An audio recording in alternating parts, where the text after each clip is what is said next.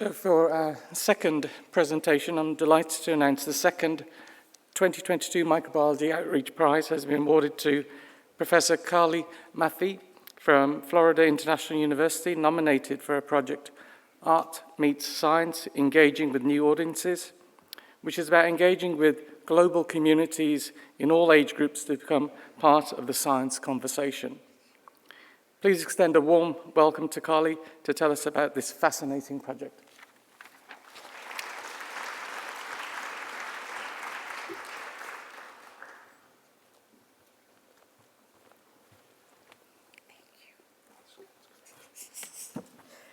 Thank you.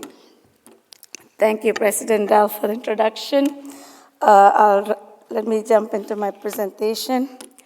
So this is a brief outline of my talk, and I will give a quick journey, and then the importance of networking at the conferences that really allowed me to be here today, and the outreach projects. There's more than one ways to reach the outside community. You know, it's not good enough for scientists to say we need to support science. We need people outside science to tell that they need to support science, and that's one of my primary goal. I won't go into one of the projects. We do have an AMR for the lay community, and we have translated in 12 languages, and I hope to work with you to translate it to the Gaelic language as well. This is my journey. I started out in Malaysia, in a very small town called Ipoh, and the picture on the right is my backyard when I was growing up. We didn't have running water or electricity, and there I am grinding flour for making dosas. We had dosas with my brother.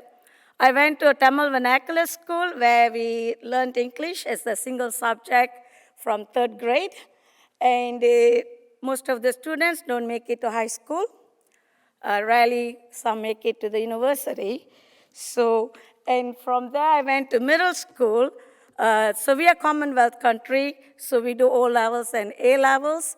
At the middle school was surprising. I look back, I was the only one who made it to the university. And that is indeed surprising, but of course that has changed since I graduated from there. But from the high school, many of us, after the A levels, we did go to university, and that was the school. And both schools were Catholic schools, so I was pretty exposed to that part of the culture. And I did bachelor's and master's at the University of Malaya in Kuala Lumpur. And I am a first-generation university student. No one in my family ever went to high school, nor did they go to university at this level. And it's possible. All you have to do is to dream about it or think and figure out how to get there. And the journey is never straight line, but you never give up once you have a goal in your life. And I got interested in microbiology when I took my 3rd year undergraduate under Professor Changlek Ko, who also in the end became my master's professor, and I was his first graduate student. I didn't know then. And he really got me away from animal breeding. That was what my major was as an undergraduate, into microbiology, and as you can see, I've been in it since then. Those are my parents. And from there, after my master's, I decided I need to expand my horizon, needed a much more broad-based training. So I flew 10,000 miles and to Memphis. And from Memphis, I joined Professor Matahau and did phage mu transcription as I became a molecular biologist. And along the way, I also got married in Memphis, did my postdoc in Boston at Tufts, went back to Memphis. And when I was as a postdoc, also as a graduate student, I used to attend conferences. And one of the conferences I attended is Cold Spring Harbor. In Cold Spring Harbor conferences, Professor Akira Ishihama, the one with the long hair, told me that I should never lose touch with my Asian scientists. And he insisted that I attend Asian conferences. And soon after, I became part of the conference committee, and we have 10 member countries. and we have biennial conference, and we invite people from UK, US, all over, but I highly recommend if you're looking for good students and postdocs, do attend those conferences. It's an amazing place to be. And one of these conferences, this is the first biofilm conference in Utah, where I met Professor Niels Høiby of Copenhagen, and that led me to work with Professor Søren Molin in Lyngby, a Danish technical university, where I spent many summers. And all of them led me to get my first faculty position. And as a faculty in 1999, these are my two first PhD and master students. Along the way, never too old to go back to school, I decided I needed a degree in health policy and management. So I went back in 2018, 2017, and got a master's degree. And with becoming a faculty, having some money in your pocket allows you to do a little bit more. So I was able to travel and to many parts of the world. Importantly, I showed up for my first Microbiology Society conference. I submitted an abstract, and my abstract was selected for offer talk. And the chair of the committee was Dr. Tyrone Pitt, who is at the NHS. And he asked me if I would review. And he asked me, I said, sure, but I need to publish first. So my first article in JMM, thanks to Dr. Pitt, he actually worked very closely with me on cleaning up my paper, especially on the grammar side. As you know, that my English is my third language. And lo and behold, he also had brought in Norman Fry into the JMM editorial board. And long story short, we both served as a co-editors-in-chief for 5 years, and we just stepped down. While as a faculty at FIU, Florida International University in Miami, we have an amazing state-of-the-art museum on campus. It's free for public. And by chance, I met Nela Ochoa, who is a Venezuelan visual artist. She takes basically nucleotide sequences and creates collages. And here's a collage of BRCA1 gene.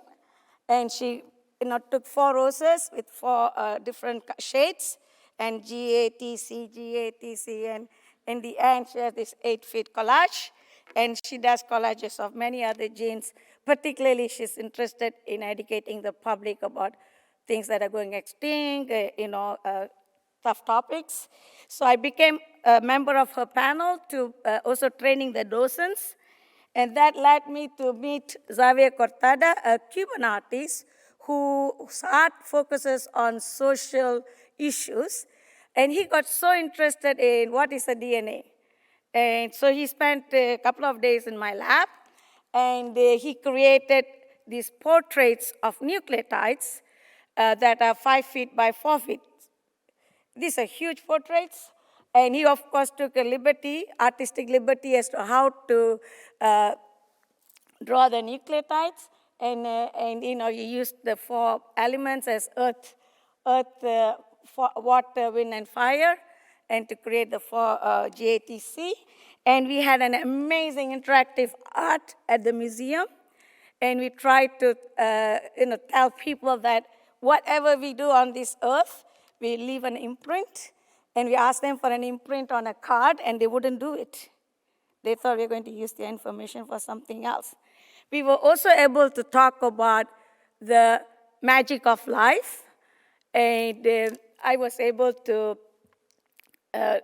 basically to tell people that when we take ashes of a dog, cat, white, black, plants, bacteria, would you be able to tell apart? You can't.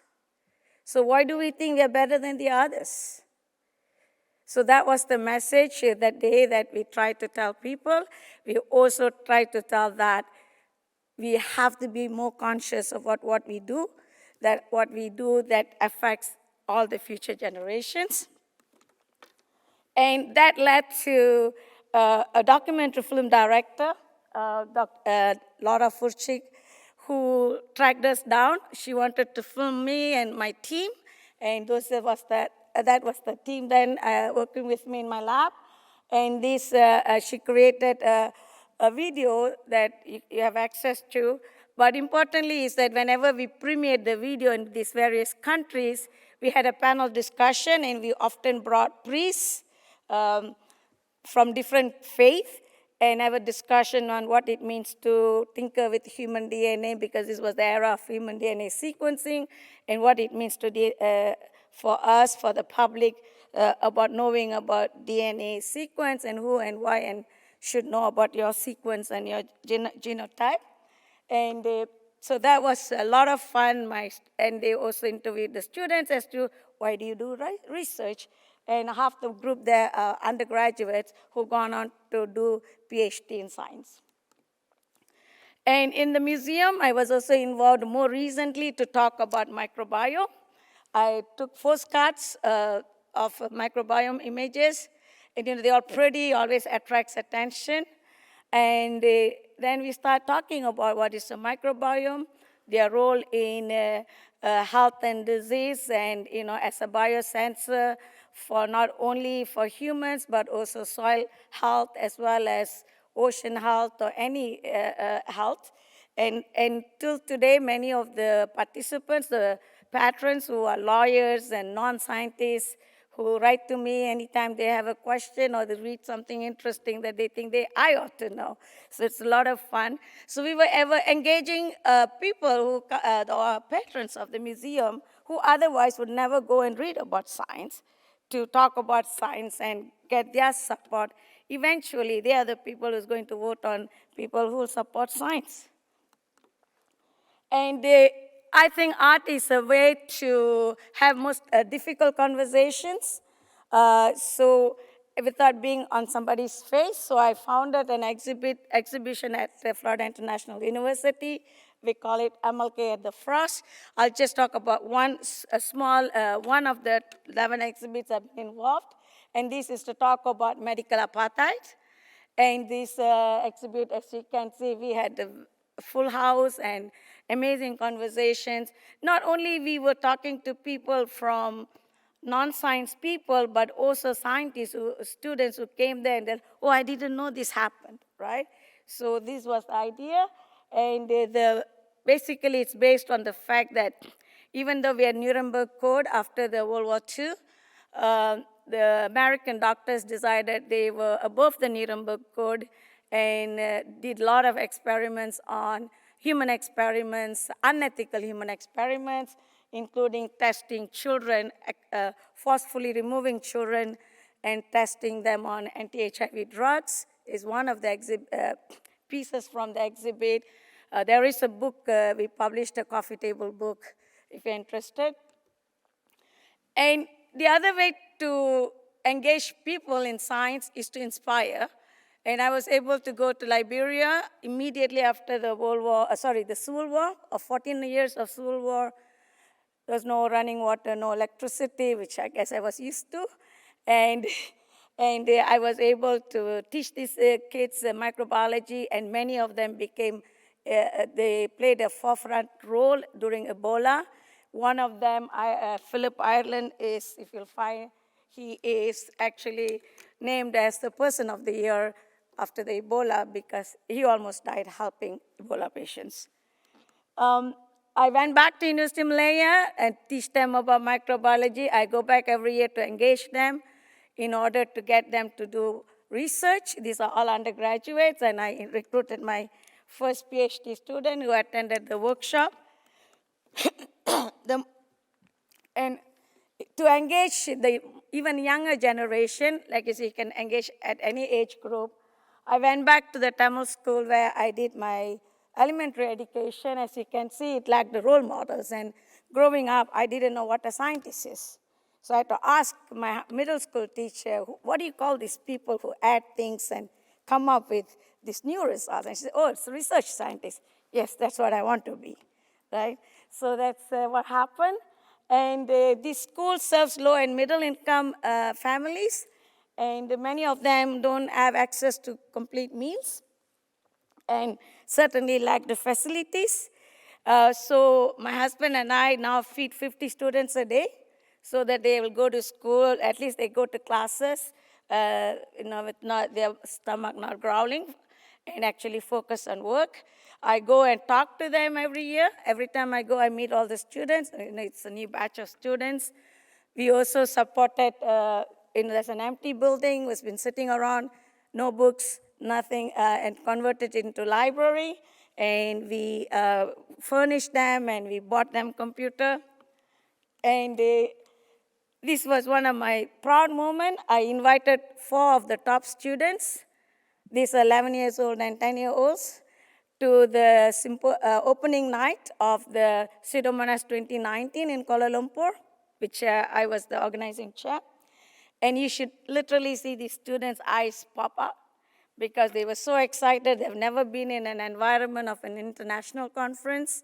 And I wish to see next year some students from middle school or high school sitting with us, listening to this particular session especially.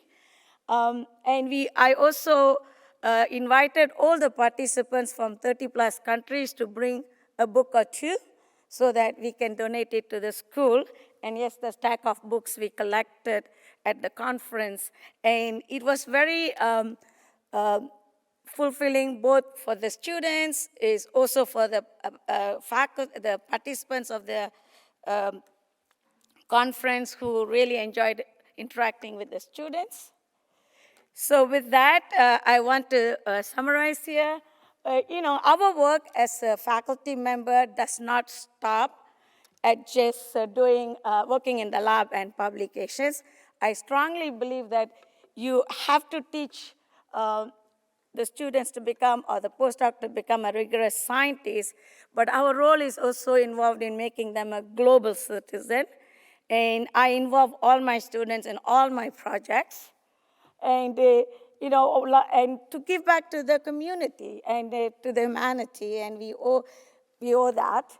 And all my activities are driven, to serve as a beacon of hope, to serve as a role model for many who never have one, but they will then become role model to others.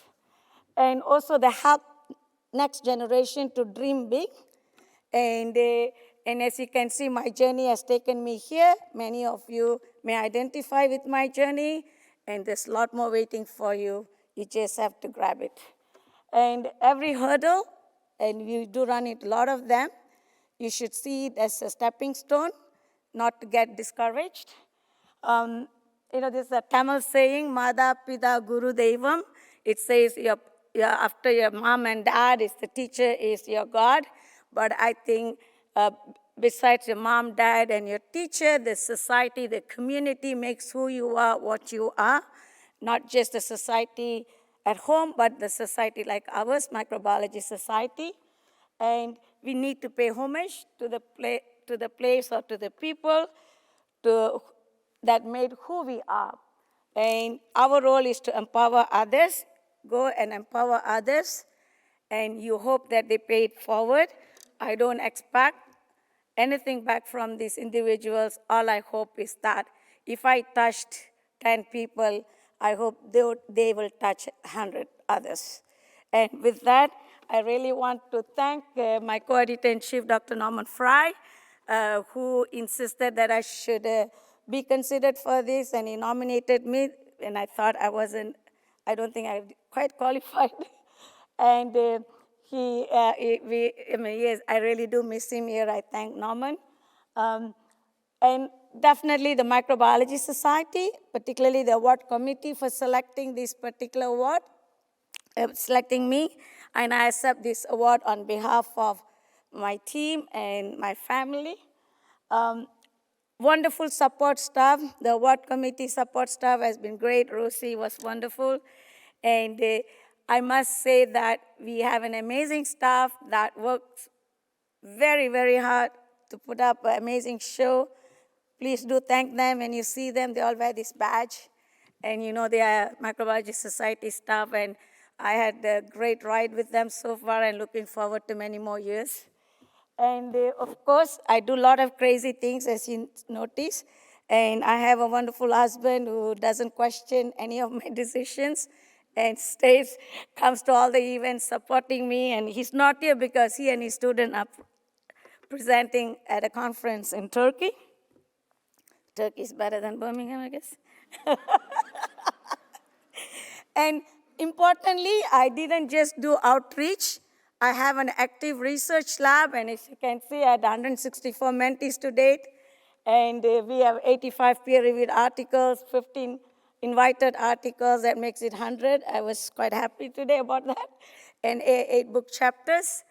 And here only some of the mentees, and I'm sure they'll complain if their picture is not there, but I couldn't find all of them. So they have been amazing partners in crime, and I am who I am because they have enriched my life. And many of my mentees, undergraduates, high school, middle school students, who go on to either become a doctors or scientists, and I'm very proud of their success, and I do feel that I can take some credit for their success and impacting their career. With that, I thank you for your presence here, and I appreciate your time, and look forward to interacting with all of you a day left, but definitely next year's conference and at other times. I love these. Smiles and hugs are free. Please give them away. And with that, thank you all very much.